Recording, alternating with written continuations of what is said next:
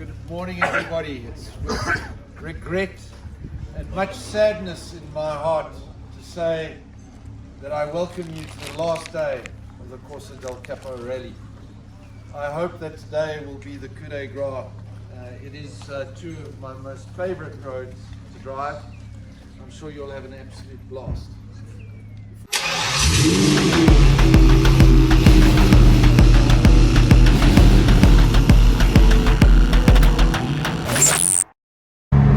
So welcome back to the last day of the Corsa del Capo rally. This is when you know you love driving. 6:30 a.m. The whole town is fast asleep, and there's a small little group of us, 4 or 5 cars. We decided to do the pass one last time before we make the journey into Cape Town for the final party. Let me see if I can catch the sunrise over the mountains for you guys.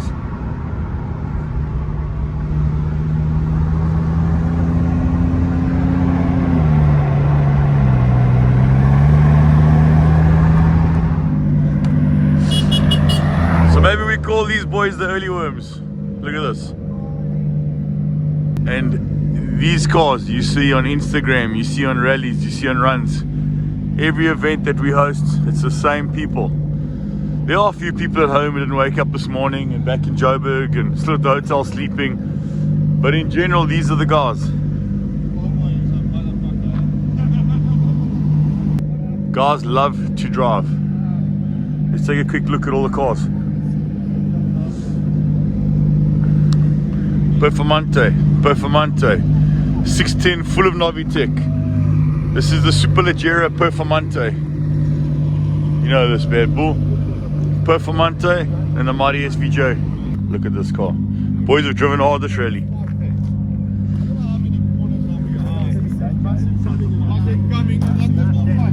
Well, I know he's coming.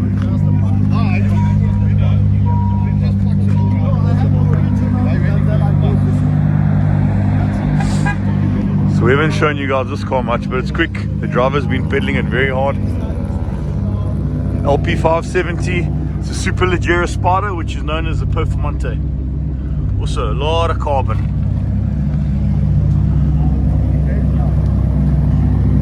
The Trofeo R's. And that's it, guys. We'll see you at the top of the hill.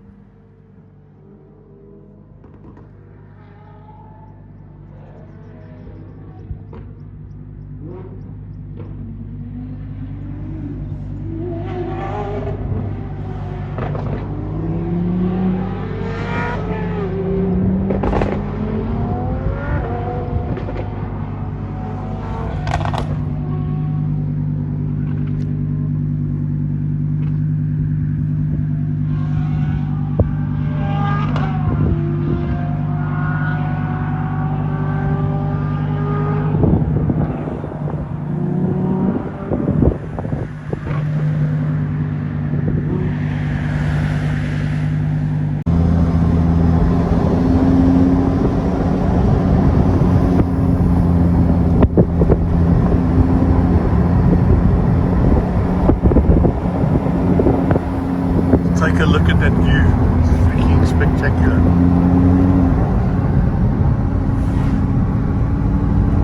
And just like that, we've reached the last day of the Corsa del Capo rally.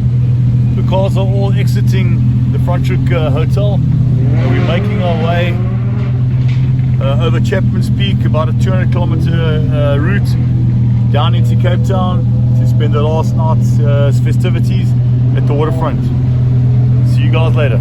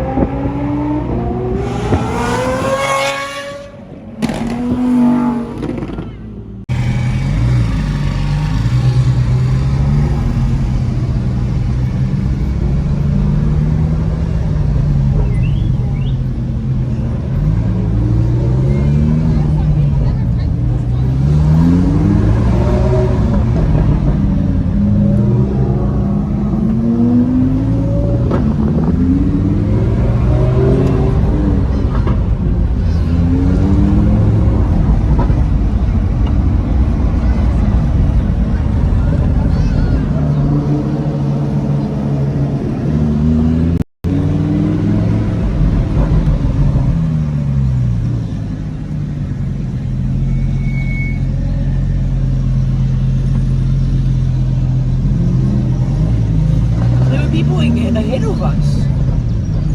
Who? Pablo. Oh. And the yellow Gallardo. But where did they go then? They 'Cause must were have left, behind us. I don't know, they must have left earlier. Remember when we came out the hotel, we went up the pass, some cars went left. Oh, I remember that They did go left. the yellow car went left and old 400 went left. I don't know where Pablo went. Look at that, the ocean right there. So this is Hermanus. This is a town that's famous for whale watching, and obviously when it's the right season all the whales come through here and the place to be.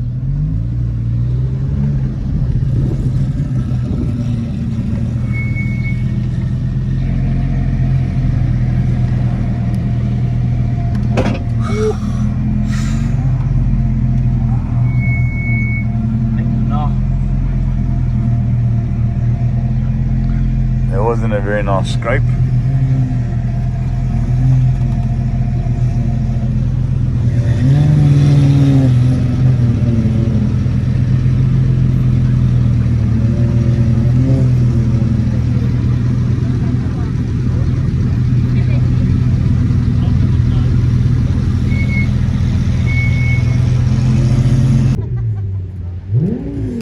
So in South Africa today it's Heritage Day, so it's a bank holiday or a public holiday as we call it, and there's a lot of people obviously behind us you can see coming out to spend the day with their family and friends.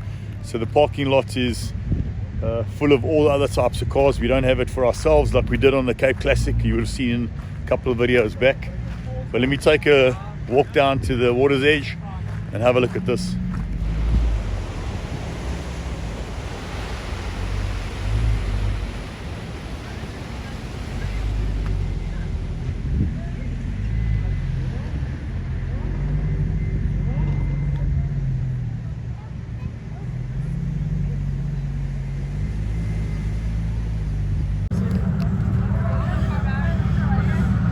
Okay, so I think it's time to grab some of the drivers on the rally and let's get their opinions of how they've experienced the last few days. Let's start now with our good friend Kimon.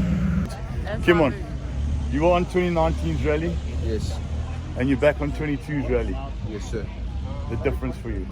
So I do feel like the routes were very well planned. The roads were fantastic, no potholes, things like that. Just enough mountain passes with fast kind of cornering, and just in general, really did enjoy it a lot more. The quality of driving? Much better. What do you think? Yeah, it's awesome. Love it. It's an official club interview. That's for fun. Tony, a newbie to the club, I'm an oldie that's now reignited his passion for the brand. Yes, the club has grown once. It's really awesome, man. Can we have your thoughts on the actual rally, your driving? Yeah, listen, the mountain passes have been absolutely awesome. The team, just the club members are a nice group of guys just to spend a lot of time with and really get to know them. And definitely will be coming on all the next events that you have. And tell me, the car you were in, the Black Urus, highly modified, was it capable? Definitely capable. I think definitely in the corners it comes down to the driver. All these cars are capable. So 2 more years time we'll see you in the new V12. I don't know, I'm trying to find a Performante now, just in the meantime. So guys, you've heard it from a couple of guys here. This is a driving club and these guys are here to drive hard, and let me tell you that Urus was very capable. Very. Come on, to close off your interview. Yes, sir. So you're actually going to take a hiatus from driving for a few months, I believe, with the baby on the way. Correct. Dom told me she's taking her car keys away in 2 months. Pretty much, yes. But I've enjoyed it. She's been a good sport, and yeah. Awesome. What about that experience with Valentino? Monumental experience, I'll tell you, something for the books. I don't think that Diablo has ever been driven like that, to be honest.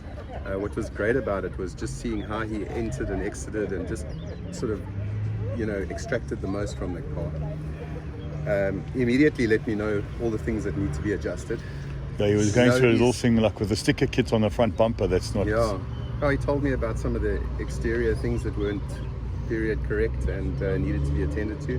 But internally, the settings on the clutch, the settings on the accelerator, and it was incredible to see how easy it was for him to time the changes and use the. And when you did all that, did you feel a difference in the car? 100%. Wow. I mean, the thing is, I mean, so I haven't taken over 250, but What did you reach today? yeah, well past that. And Those roads, and very confident in it. You know? he's obviously driven that out the factory before, I'm Yes, sure. he says he's definitely tested that car, and How so awesome is it's that? pretty exciting to know that he tested it, you know, however many years ago, and And I'm sure at dinner last night when he said the next Lamborghini to appreciate in value is the Diablo, you were smiling. I thought, let me see if I can get a hold of a few more. I was about to say, can we not buy yours from you? All of a sudden, that purple one that's been on the market for the last year is looking attractive, you know. Oh, awesome. But yeah, what a privilege, and what a great guy, just a gentleman, Yes. no airs and graces, and just sort of generous with the knowledge, and you know, just a kind man. Valentino Balboni driving the Diablo SV on the beautiful roads of the Cape.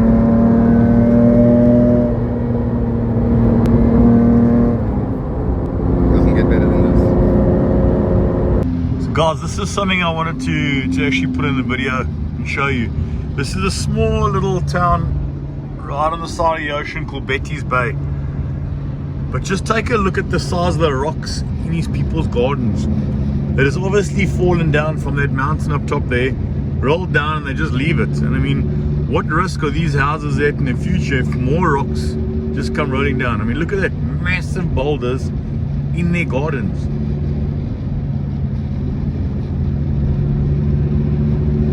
This is so beautiful. It's, I mean, geez, the other side of the mountain is green, and this is now just full of rock. But beautiful in its own rights. Look at that.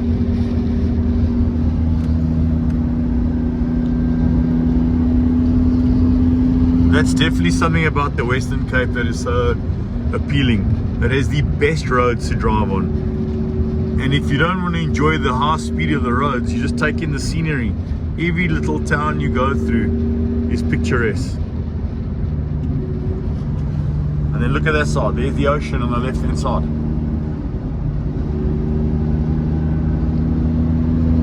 So this is Betty's Bay. I think up next is Gordon's Bay.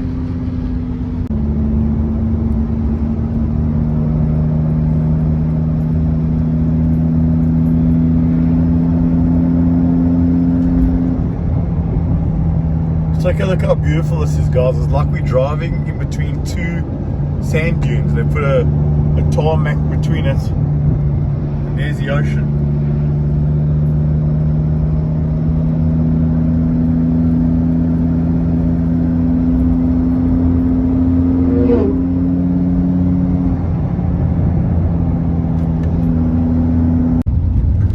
Guys, just take a look at this. We are on Chapman's Peak.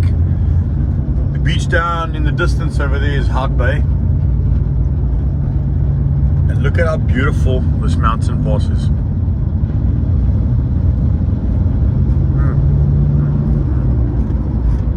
Absolutely stunning. Look down there.